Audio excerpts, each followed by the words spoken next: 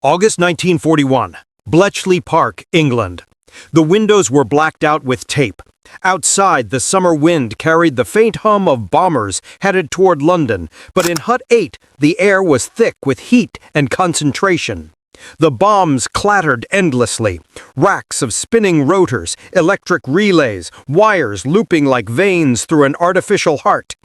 Every click, every metallic pulse was the sound of the Enigma dying a slow death.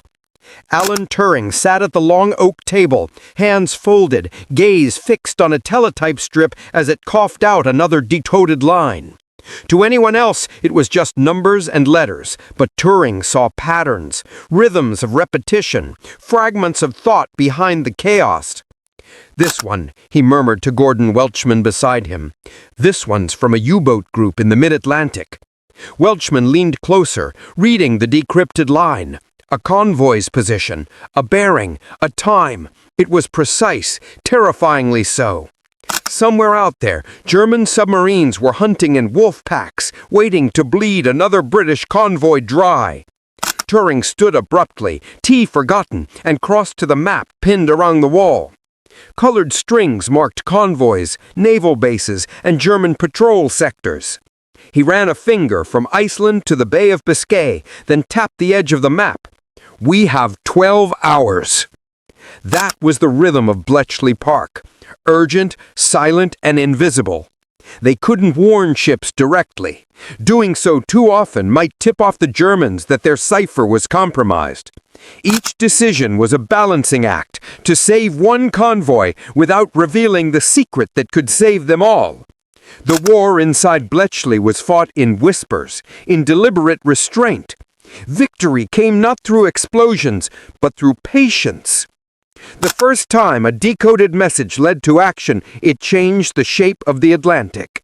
In early 1942, a U-boat wolf pack known as Group of Seawolf sent out an encrypted signal. The bombs caught it, decoded it, and sent the information up the chain. The British rerouted convoy HX-229, a silent shift in direction under gray skies. When the U-boats arrived at the expected coordinates, they found only waves. The hunters had been outwitted. Back in Berlin, Admiral Karl Dönitz was livid. His signals officers swore the codes were unbreakable. Mathematically impossible, they said. The Enigma had 150 quintillion possible settings. To the German mind, it was inviolable.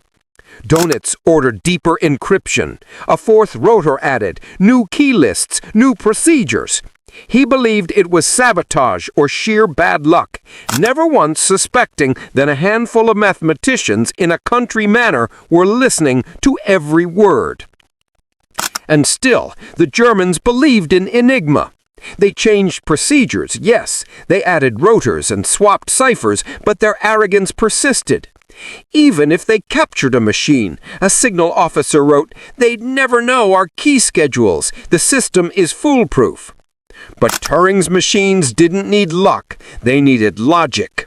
The bombs simulated every Enigma rotor setting thousands of times faster than any human could. The team exploited linguistic habits, the Germans' love for predictable greetings like Heil Hitler or weather reports ending with Wetter Vorhersage. These cribs cracked the day's code wide open.